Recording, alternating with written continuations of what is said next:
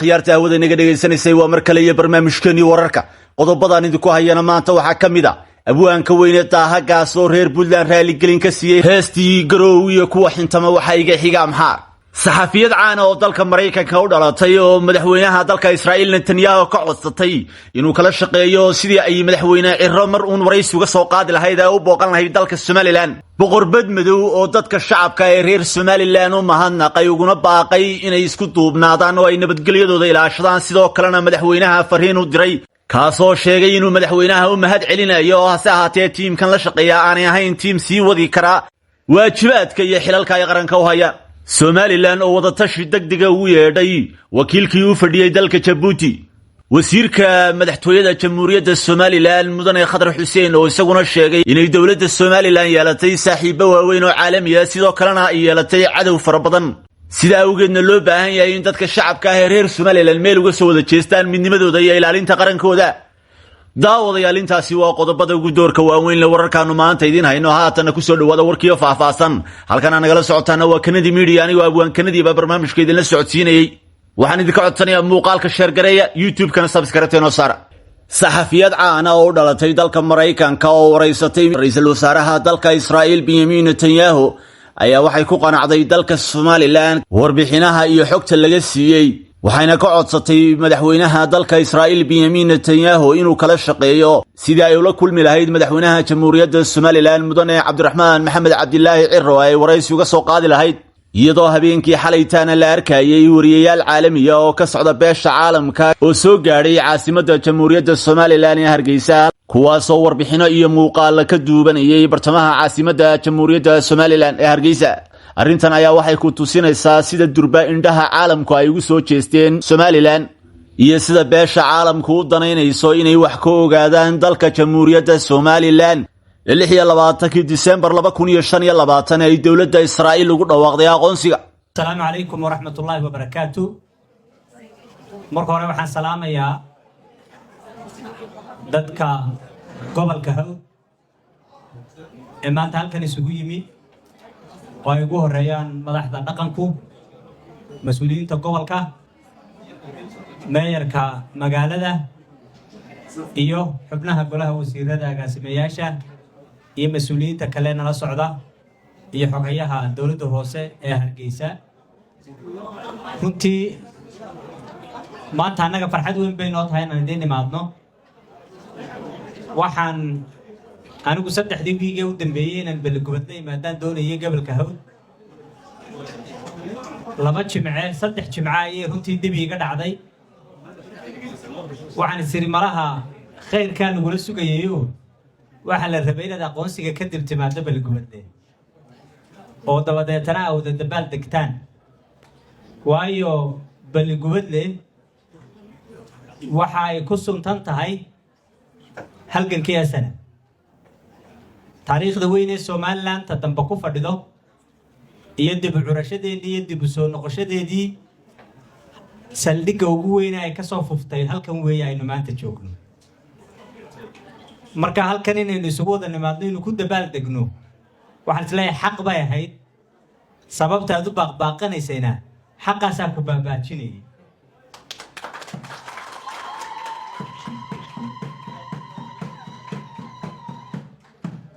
maanta waa isla farxaynaa guusha weyn ee Somaliland soo hooyatay waa ku wada farxaynaa waana wada ilaashanaynaa hadii Ilaahay dhaahdo waxaana faraxti ah inay guushaasi noqotay mid reer Somaliland meel kasta joogaan midaysay oo mucaarad iyo muxaafid midaysay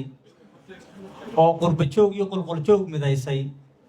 oo goboladii midaysay oo run ahaantii inoo horseeday inta aynu aqoonsiga ku helayno waxa ka badan inta ay midnimo inaga ay noo horseeday taasaan isleeyahay waa tahadhowna wax weyn oo kale inoo jalaysa anagu waxaan u soo baxnay marka taa laga yimaado inaan xaaladda gobolka Hawd xogogaal u noqono madaxweynahana si fiican uga warrami karno waa soo marnay sayla iyo balle cabanay inta ka dhexle waxyaabihii naloo soo sheegayna nood fiican baanu ka qaadanay wixii markaas suurtagal ahaa aanu si degdeg ah uga jawaabi kareynana waa laga jawaabay halkanna wixii degdeg looga jawaabi karayay sidaas si lamid ah ayaa looga jawaabay hadday ciyaaraha tahay hadday waxbarashada tahay hadday caafimaadka tahay hadday tahay arrimaha bulshada iyo hadday tahay warfaafinta iyo dhaqanka intaba warfaafintu macal madadaaladii ciyaarihii buu idin ballan qaaday marka waa ka sugaynaa haddii la yidhaahdo agaasimaha guud waxa kaloo runtii gobolkani nasiib u helay ballanqaadkii madaxweynahee ahaa in uu waxa ugu horeeya ee waddada ugu horeysa u dhagax dhigi doonaa ay tahay waddada Balgubadle iyo Hargeysa isku xidha waxa farxada inuu waddadaasi fuliyay oo dhagax dhigay dhagax lagu turunturooday inaan la dhigin in dhagax lagu shaqeeyo la dhigay shaqadiisii ay socoto waanan ku faraxsanahay meeyarku warbixintii uu halkan inaga siiyey ee uu yidhi 50 minute ayaan u sii socday Hargeysa iyo Balgubadle dhexdooda waynu ognahay intii ay ahaan jirtay hadhow waddadu markay noo dhamaatana 30 minute bay noqonaysaa dhaqaalaha Balgubadle markaasuu kor u kacayaa markaasaa dadka ladan ee Hargeysa jooga halkan guriga ka dhisanayaan markaasay habeenkii intay halkan u hoydaan dabadeetana subaxdii ay ka shaqo tagayaan dhaqaalaha waddooyinku waxay u yihiin aasaas marka waddo la dhiso ayuu dhaqaaluhuna kobcaa oo way wada socdaan ilaa aad waddo hesho way adag tahay inuu dhaqaalaha isbeddel la taaban karaa ku yimaado waddadaa waxaynu ku dadaalaynaa sidii agaasimaha guud sheegay oo aan kulligayna ka wada shaqaynano in waddadaasi haddii la yidhaahdo la dardar geliyo oo sanadkan haddii ay dhammaan karto lagu dadaalo inay dhammaato haddii kalena inteeda badani sanadkaa maanta inoo curanaya haddii la yidhaahdo ay noo dhammaato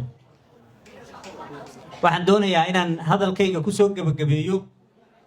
Somaliland aqoonsigii waddankii koowaad baa aqoonsaday saaxiibaynu yeelanay maanta saaxiibo waaweyn baynu yeelanay waa arkayseen xalay markii koowaad taariikhda waxa dhacday golaha ammaanka doodii ka dhacday weli dood intay halkaa tagto qadiyadda Somaliland la rays gareeyo oo taariikhdii Somaliland laga hadlo oo jiritaankeedii iyo dariiqay soo martay laga hadlo oo dhibkii iyo xasuuqii laynoo geystay laga hadlo oo mashaakilaadkii dawladdii Soomaaliya aynu ka soo marnay laga hadlo oo xornimadeennii hore iyo hibeyntii aynu hibeynay laga hadlo hore uma dhicin laakiin xalay bay dhacday waa taariikh cusub waana kow midhihii aqoonsigu uu leeyahay weeye in codkeennu kor u kaco meelaha dunida looga arrimiyo gaadho doodaha dunida marka la isugu yimaado ee miisaska go'aanada waaweyn ee dunida lagu gaadhayo la isugu yimaado codkeenna iyo fariinteennu inay taallaa waa kow waxaynu aqoonsiga u rabnay xalay baanay bilaabantay oo ay dhacday waxa kaloo runtii xalay iyaduna dhacday oo farxad weyn shacbiga reer Somaliland u ah in dawladdii Mareykanka oo aynu ognahay saamaynta siyaasadda dunida inta ay ku leedahay ay dawladdiina aqoonsatay ku taageertay inay xaq u leedahay inayna aqoonsato dawlado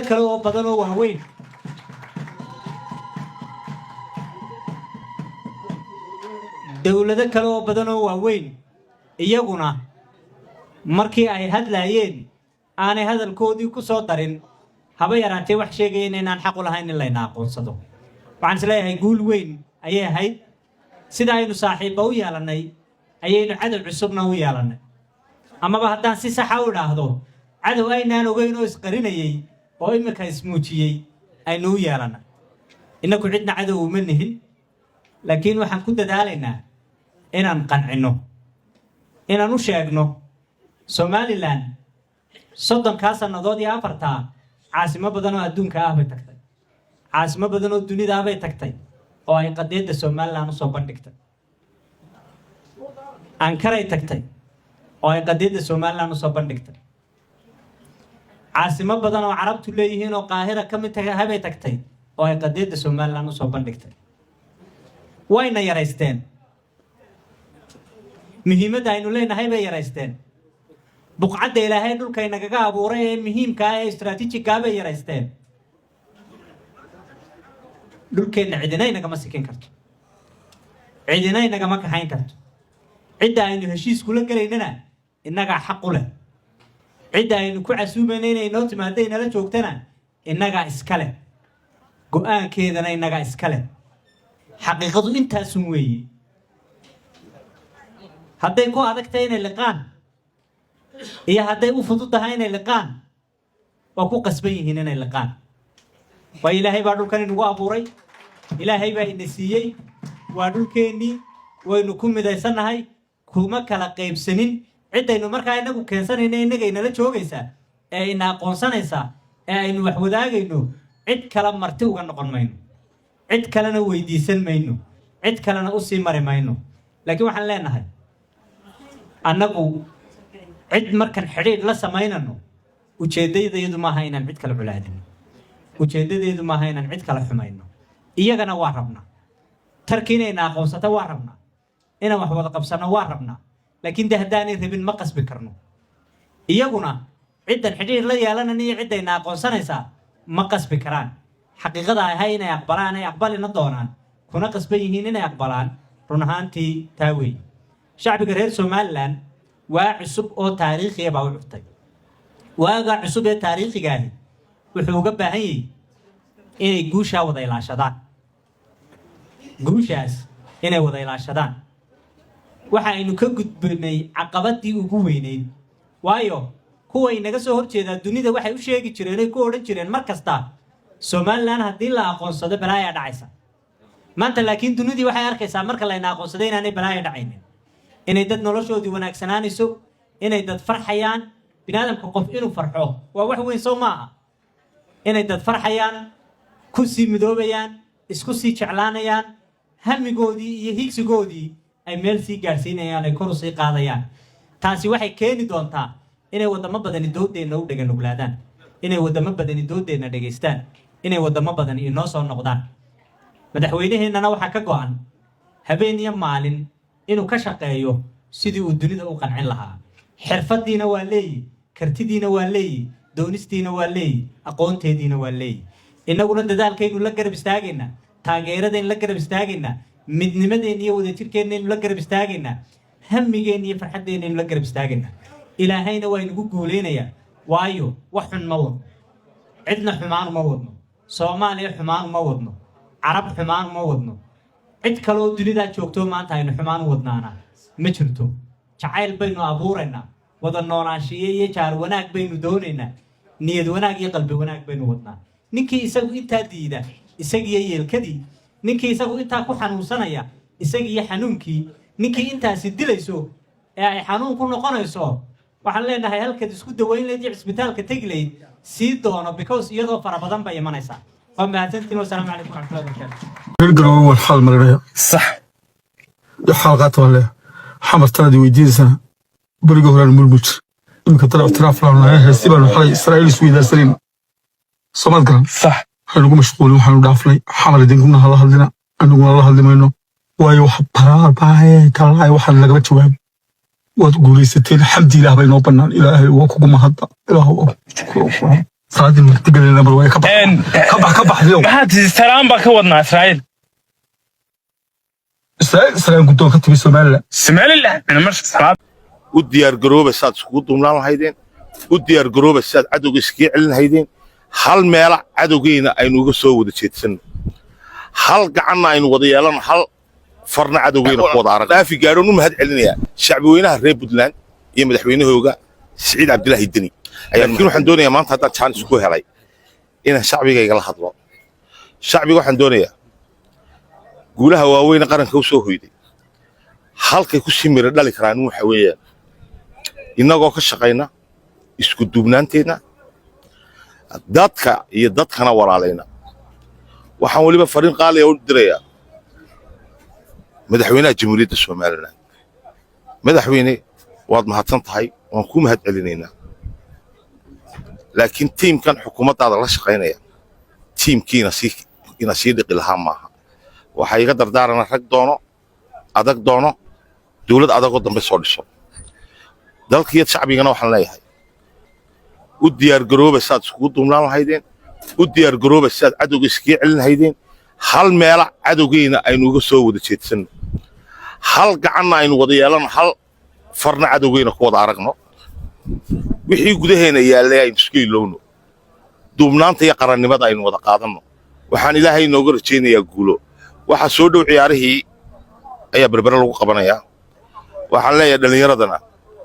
waa inaad qarannimo ku shaqaysaan waa inaad isdhexgal fara badan oo wanaaga samaysaan